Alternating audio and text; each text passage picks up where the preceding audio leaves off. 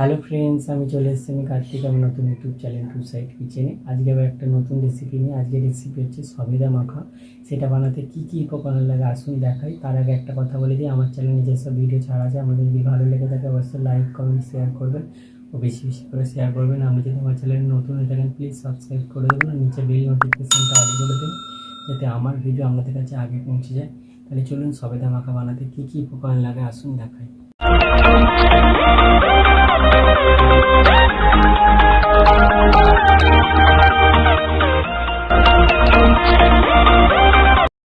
চলুন তাহলে সবেদা মাখা রেসিপিটা বানাতে কী কী উপকরণ লেগে দেখিয়ে দিই।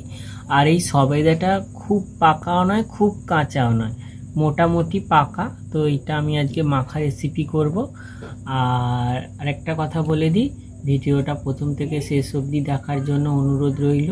তাহলে চলুন রেসিপিটা শুরু করি। সবেদার খোলাটা ছাড়িয়ে ভালো করে কেটে নেব। ভালো করে ছাড়িয়ে ধুয়ে নিয়েছি।